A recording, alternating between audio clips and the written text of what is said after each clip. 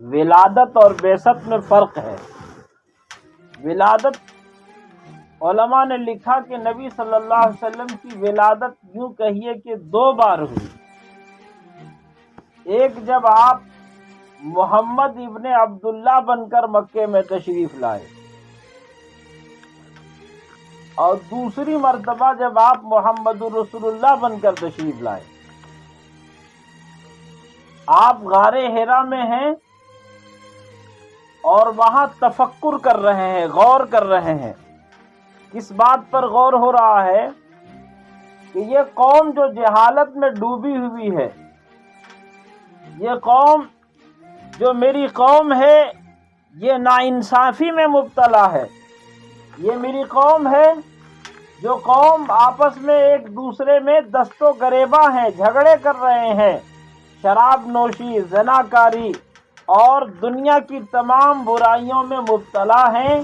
ان سے ان کو نجات کیسے دلایا جائے؟ اسی اثنا میں ایک فرشتہ آپ کے پاس آیا۔ وہ فرشتہ جسے محمد الرسول اللہ صلی اللہ علیہ وسلم نے اسی غار حرا میں پہلی مرتبہ اس کی اصلی صورت میں دیکھا۔ آپ نے یہ جو روایتوں میں آتا ہے کہ آپ صلی اللہ علیہ وسلم پر ہیبت طاری ہو گئی، آپ کا بدن کانپنے لگا اور آپ بالکل گھبرائے ہوئے گھر تشریف لائے۔ اس کی وجہ یہی تھی کہ آپ چونکہ انسان ہیں اور انسانی فطرت میں یہ چیزیں شامل ہیں کہ کچھ ایسی چیزیں کہ جس کو دیکھنے کے بعد ایک انسان کو خوف محسوس ہوتا ہے، یہ آپ نے محسوس کیا غار حرا میں۔ حضرت رسول اللہ صلی اللہ علیہ وسلم نے جبریل امین کو دیکھا کہ جبریل امین اپنی اصلی صورت میں ہے، اور وہ کیسی صورت میں ہے کہ ان کا پاؤں تحت الثری یعنی زمین کے سب سے نچلے حصے میں ہے، اور ان کا سر آسمان 7ویں آسمان تک پہنچا ہوا ہے، اور اس جبریل کے 70,000 بازو ہیں۔ ایک بازو کھولیں تو آدھی دنیا ڈھک جائے، اور دوسرا بازو کھول دیں تو پوری دنیا ڈھک جائے۔ اتنا بڑا فرشتہ آیا اور آ کر کے حضور علیہ السلام سے کہتا ہے اقرا اقرا، یعنی آپ پڑھیے، آپ کو پڑھنے کا حکم دیا جا رہا ہے۔ تو حضور نے فرمایا ما انا بقارئ، میں پڑھا ہوا نہیں ہوں۔ ایک نقطہ یہاں سماعت کیجیے کہ امت کے لیے ان پڑھ ہونا عیب کی بات ہے۔ عام انسانوں کے لیے ان پڑھ ہونا عیب کی بات ہے۔ یہ عیب ہے کہ کوئی آدمی ان پڑھ رہے اور پڑھنا لکھنا نہ سیکھے تو دنیا میں وہ معیوب سمجھا جاتا ہے، اور ہے بھی۔ اللہ تبارک و تعالیٰ نے جس علم کی بات بار بار قرآن پاک میں کی ہے، میرے آقا صلی اللہ علیہ وسلم نے علم کی اہمیت کو بیان کرتے ہوئے اپنی امت پر علم کا حاصل کرنا فرض قرار دیا ہے۔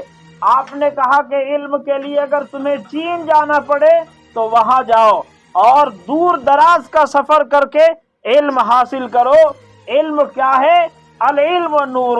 علم نور ہے، روشنی ہے، اور جو علم کو نہیں جانتا ہے، جو علم حاصل نہیں کرتا ہے، علم کے بغیر زندگی گزار رہا ہے، گویا وہ اندھیرے میں ہاتھ پاؤں مار رہا ہے، وہ اندھکار میں ڈوبا ہوا ہے، وہ جہالت میں ڈوبا ہوا ہے۔ اسی لیے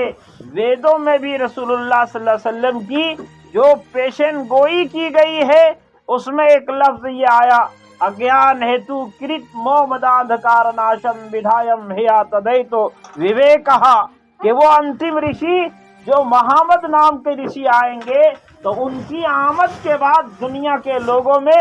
عقل کا اور دانائی کا اور وویک کا اور علم کا دروازہ کھلے گا۔ آپ نے دیکھا کہ رسول اللہ صلی اللہ علیہ وسلم کی آمد سے پہلے دنیا جہالت میں ڈوبی ہوئی تھی، لیکن آپ کی آمد کے بعد دنیا میں عقل کا اور وویک کا اور دانائی کا وہ دروازہ کھلا ہے کہ وہ لوگ جن کو نمک اور کافور میں دھوکہ ہوتا تھا،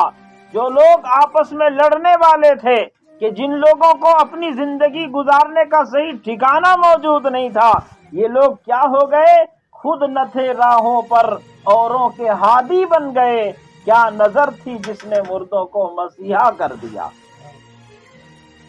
یہ رسول اللہ صلی اللہ علیہ وسلم کی آمد کے بعد وویک کا دروازہ کھلا ہے، عقل کا دروازہ کھلا، دانائی کا دروازہ کھلا ہے، علم کا دروازہ کھلا ہے، اور پھر علم کے حاصل کرنے والے لوگ وہ ہوئے ہیں کہ آپ تاریخ کا مطالعہ کیجئے اور دنیا کے تمام مذاہب کو آپ پڑھیے، دنیا کے تمام چیزوں کو پڑھیے، لیکن اسلام نے جو اپنے اندر محفوظ رکھا ہے کہ رسول اللہ صلی اللہ علیہ وسلم کے اقوال کو، آپ صلی اللہ علیہ وسلم کی زندگی کو، آپ کے فرمان کو، اور آپ کے فرمان کو نہیں بلکہ آپ صلی اللہ علیہ وسلم کے فرمان کو، اقوال کو نقل کرنے والے تقریباً 1,00,000 انسانوں کا پورا بایو ڈاٹا ہمارے پاس موجود ہے۔ حدیث میں روایتوں کے ضمن میں یہ باتیں آتی ہیں کہ علم ہے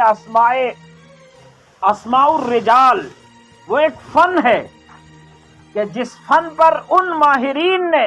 ان لوگوں کی زندگیوں کو نقل کیا ہے اور ان کے لمحے لمحے کو ریکارڈ کیا ہے، جنہوں نے حدیث کو نقل کیا، حدیث کی روایت کی ہے، ان کے اقوال، ان کے اعتبار، ان کے چال چلن، ان چیزوں کو لوگوں نے محفوظ رکھا ہے تاکہ یہ معلوم ہو سکے کہ جس حدیث کو بیان کیا جا رہا ہے یہ حدیث کا درجہ کیا ہے، یہ کس کیٹیگری کی حدیث ہے۔ دنیا میں کسی بھی ماہرین کے پاس، کتنے بڑے سے بڑے علوم کے فنکار ہو، ان کے پاس یہ سلسلہ، یہ کڑی نہیں ہے، یہ صرف اسلام کے دامن میں ہے۔ تو ایسا علم کا دروازہ کھلا، عقل کا اور دانائی کا اور ریسرچ کا دروازہ کھلا کہ صحابہ کرام نے دنیا کے مختلف خطوں کا سفر کیا، اور آپ کے شاگردوں میں ایسے ایسے لوگ پیدا ہوئے کہ جنہوں نے علوم پر دنیا میں اپنی صلاحیت کا لوہا منوایا ہے۔ تو وہ پہلی وحی جو آئی رسول اللہ صلی اللہ علیہ وسلم کے پاس، اس کا نام تھا اقرا۔ اقرا کہا گیا کہ آپ پڑھیے، آپ نے کہا کہ میں پڑھا ہوا نہیں ہوں، آپ ان پڑھ تھے، امیین میں سے تھے، اور یہ نبیوں کے لیے، پیغمبر کے لیے امی ہونا یہ عین وصف ہے، ان کی صفات ہے اور ان کی بڑائی ہے کہ ابھی تک تو کچھ نہیں پڑھا تھا، کسی استاد کے سامنے جانب تلمس طے نہیں کیا، کسی کے سامنے آپ بیٹھے نہیں تھے، لیکن اچانک دنیا کو وہ علوم عطا فرمائے ہیں، آپ نے ایسا علم عطا کیا ہے کہ دنیا عقل اور حیران اور ششدر ہے کہ آپ صلی اللہ علیہ وسلم پر جو وحی نازل ہو رہی ہے، یہ قرآن پاک کی پہلی وحی، یہ 5 آیتیں ہیں جو نازل ہوئی۔ اقرأ بسم ربک الذی خلق، خلق الانسان من علق، اقرأ وربک الاکرم الذی علم بالقلم۔ اللہ پاک نے یہ کہہ دیا کہ پڑھیے اس رب کے نام سے، اس پروردگار کے نام سے کہ جس نے انسان کو پیدا کیا۔ انسانوں کو علم حاصل کرنے کے لیے کہا گیا، اس کی اصلیت بتا دی گئی کہ آدمی جو بڑا طاقت والا ہو، بڑی قدرت والا ہو، مال والا ہو، حسن والا ہو،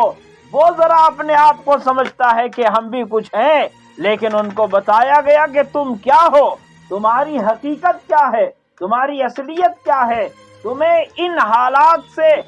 یہ حالت دینے والا کون ہے، اس کو یاد کرو کہ اس رب نے تمہیں پیدا کیا ہے، ان چیزوں سے پیدا کیا، خون کے معمولی قطرے سے، یا یہ کہا جائے علق سے۔ علق کس کو کہا جاتا ہے؟ علق کہا جاتا ہے خون کے جمے ہوئے لوتھڑے کو، یا سائنس یہ کہتی ہے کہ جب بچہ پیٹ میں ہوتا ہے تو وہ جوک کی شکل میں 4 مہینے تک رہتا ہے، 4 مہینے کے بعد اس پہ روح آتی ہے، اس پہ علقہ کے بعد مضغہ بنتا ہے، عظمہ بنتا ہے، پھر لحم بنتا ہے، پہلے گوشت ڈالا جاتا ہے، ہڈی ڈالی جاتی ہے، وہ پھر اس کو جان دی جاتی ہے، وہ انسان تیار ہوتا ہے۔ یہ مرحلے طے کرانے والا کون ہے؟ تو وہ رب ہے جس کے نام سے آپ کو پڑھنا ہے، وہ پروردگار ہے جس کے نام سے آپ کو پڑھنا ہے، اور پڑھنے کا مقصد، ادیش بھی یہی ہے۔ دنیا کمانا مقصد ہے ہی نہیں ہے۔ تعلیم کا مقصد کیا ہے؟ پگھلنا علم کی خاطر، مثال شمع زیبا ہے، بغیر اس کے نہیں پہچان سکتے ہم خدا کیا ہے۔ اللہ تبارک و تعالیٰ کو پہچاننے کے لیے علم کی ضرورت ہے، اور علم کا مقصد رب کی معرفت ہے، اللہ تبارک و تعالیٰ کی معرفت ہے۔ اس لیے علماء کرام یہ کہتے ہیں کہ علم کا مقصود یہ ہے کہ انسان کو اپنے خالق کی پہچان ہو جائے، اپنے مالک اور اپنے پیدا کرنے والے کی پہچان ہو جائے۔ تو بہرحال اللہ تبارک و تعالیٰ نے اپنے امی نبی کو ایسی وحی کی ہے کہ اس وحی کے بعد جناب رسول اللہ صلی اللہ علیہ وسلم دنیا میں آپ لوگوں کی اصلاح کے لیے اور لوگوں کو اللہ کی طرف بلانے کے لیے اپنا تن من دھن سب کچھ لگا دیا، یہاں تک لگایا کہ آپ صلی اللہ علیہ وسلم نے جب لوگوں سے کہا کہ خدا کے دامن توحید میں آباد ہو جاؤ، بتوں کو چھوڑ کر ایک خدا کے دامن میں آ جاؤ، لوگوں بتوں کی بندگی سے آزاد ہو جاؤ، آؤ خدا کے دامن توحید میں، تو وہ لوگ جن کی گھٹی میں شرک پڑی ہوئی تھی، جو 360 اور 365 خداؤں کی پوجا کر رہے تھے اور جو بتوں کو اپنا الہ بنائے ہوئے تھے، انہوں نے یہ سوچا کہ اتنا 360 سے ہو ہی نہیں رہا ہے تو ایک سے کیسے ہوگا، یہ سب آپ کے دشمن ہوئے ہیں۔ اور اتنی دشمنی کی ہے کہ حضور نے خود فرمایا کہ مجھے راہ خدا میں جتنی تکلیف دی گئی کسی نبی کو اتنی تکلیف نہیں پہنچائی گئی۔ ایک وقت ایسا آیا کہ آپ صلی اللہ علیہ وسلم کو مکے میں دو مضبوط سہارا تھے، دو لوگ، ایک حضرت سیدہ خدیجۃ الکبریٰ رضی اللہ عنہا اور دوسرے ابو طالب۔ سن 10 نبوی میں ان دونوں کا انتقال ہو گیا۔ حضور کو بڑا غم ہوا، بڑی تکلیف ہوئی، اور آپ نے اس سال کا نام ہی عام الحزن رکھا۔ یہ غم کا سال ہے، کیوں؟ اس لیے کہ ایک طرف خدیجہ رضی اللہ عنہا ہے کہ آپ نے رسول اللہ صلی اللہ علیہ وسلم کو اس وقت آپ نے اپنا ساتھ دیا، اپنا مال لگایا کہ جس وقت قوم آپ سے نظریں پھیر رہی تھی اور قوم آپ کی دشمن بنی ہوئی تھی۔ حضرت سیدہ خدیجہ رضی اللہ تعالی عنہا تسلی دینے والی تھی، اور دوسرے طرف حضرت ابو طالب، گرچہ وہ ایمان نہیں لائے لیکن اسلام پر ان کے بڑے احسانات ہیں۔ ابو طالب کا بھی انتقال ہو گیا۔ اب مشرکین کو کھلے مہار، مشرکین کو ایک دم میدان صاف نظر آنے لگا کہ اب محمد صلی اللہ علیہ وسلم کو تکلیف پہنچانے میں یا ان کی دعوت کو روکنے میں ہم کامیاب ہو سکتے ہیں۔ حضور نے اسی سال یہ کیا کہ آپ مکہ کو چھوڑ کر طائف چلے گئے، اور طائف میں جو کچھ ہوا آپ جانتے ہیں کہ رسول اللہ صلی اللہ علیہ وسلم نے جن سرداروں سے گفتگو فرمائی، جن سے آپ نے بات کی، یہ لوگ کیا کیے؟ ان لوگوں نے سیدھے منہ بات بھی نہیں کیا، بلکہ اوباش اور بدماش لڑکوں کو پیچھے لگا دیا، جنہوں نے محمد صلی اللہ علیہ وسلم کے جسموں پر اس قدر پتھروں کی بارش کی کہ آپ کے جسم مبارک لہو لہان ہو گئے، آپ کے نالین پاک خون سے بھر گئے۔ اور شاعر کہتا ہے کہ یہ وہ نازنی جسم جس کے دید کو فرشتے ترستے ہیں، اسی کے نازنی جسموں پر طائف میں پتھر برستے ہیں۔ حضور علیہ السلام کے جسموں پر پتھروں کی بارش کی جا رہی ہے، اور ایک وقت ایسا آیا کہ آپ وہاں سے تشریف لائے، آپ کو اٹھا کر کے آپ کے غلام حضرت زید بن حارثہ لے کر کے آئے، اور عتبہ کے باغ میں آپ نے پناہ لی۔ تو عتبہ نے دیکھا کہ بھئی یہ ہمارے قریش کا آدمی ہے، اسے طائف والوں نے کیا کچھ کر دیا، تو اس نے اپنے غلام عداس کو بھیجا انگور کا خوشہ لے کر کے۔ وہ عداس آیا اور اس نے جب پیش کیا تو حضور علیہ السلام نے انگور کو اٹھایا اور بسم اللہ الرحمن الرحیم کہہ کر کے کھانا شروع کیا تو عداس نے دیکھا اور پوچھا کہ بھائی یہ تو عرب کے لوگ، یہاں قریش کے لوگ اور اس جزیرۃ العرب کے لوگ اس نام سے ناواقف ہیں، آپ نے یہ کیسے کیا؟ دونوں نے پوچھا حضور نے کہ تم کہاں کے رہنے والے ہو؟ تو عداس نے کہا کہ میرا گھر بابل اور نینوا کی طرف ہے، عراق کے علاقے کا رہنے والا ہوں۔ تو حضور نے فرمایا کہ ہاں تم یونس بن متی کے گاؤں کے ہو۔ تو اس کو اور حیرت ہوئی کہ یونس بن متی کو عرب کا آدمی کیسے جانتا ہے، یہاں کے لوگ کیسے جانیں گے؟ تو پوچھا کہ آپ یونس بن متی کو کیسے جانتے ہیں؟ حضور نے فرمایا کہ ہاں وہ نبی تھے اور میں بھی نبی ہوں، میرے بھائی تھے۔ اب یہ جو سننا تھا کہ عداس نے حضور علیہ السلام کے ہاتھ پاؤں کا بوسہ لینا شروع کیا۔ اس کے مالک نے جب دیکھا اس کو بلایا اور کہا کہ یہ تم کیا کر رہے ہو؟ تو اس عداس نے گواہی دی کہ میرے آقا تم جانتے نہیں ہو کہ ابھی اس آسمان کے نیچے اور اس دھرتی کے اوپر اس سے زیادہ پاکیزہ اور مقدس کوئی ہستی نہیں ہے۔ اس نے مجھے وہ باتیں بتائی ہے کہ جو کوئی پیغمبر کے سوا کوئی نہیں بتا سکتا ہے۔ یہ اس امت کا آخری نبی ہے، اس لیے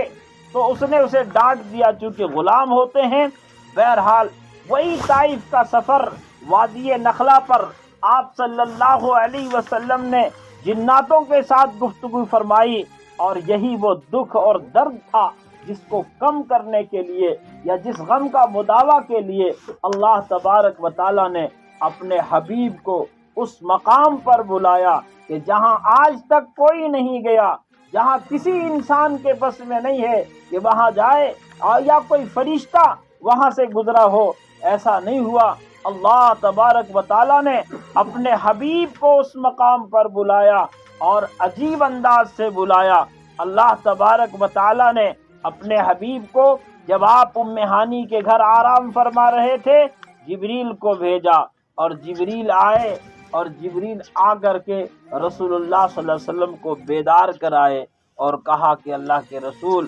آپ کو اللہ عرش پہ بلا رہا ہے۔ سفر شروع ہوتا ہے، بہت سارے واقعات ہوتے ہیں۔ معراج کا جو سفر ہے اللہ تبارک و تعالیٰ نے بیان فرمایا کہ الذی بارکنا حولہ لنریہ من آیاتنا، میں دکھانا چاہتا ہوں ان کو اپنی نشانیاں جو مشاہدات اللہ تعالیٰ نے کروائے ہیں معراج کے سفر پر۔ اگر اس پر بیان کیا جائے تو بہت وقت لگے گا، کئی ہفتے گزر جائیں گے ایک ایک بات کو بیان کرنے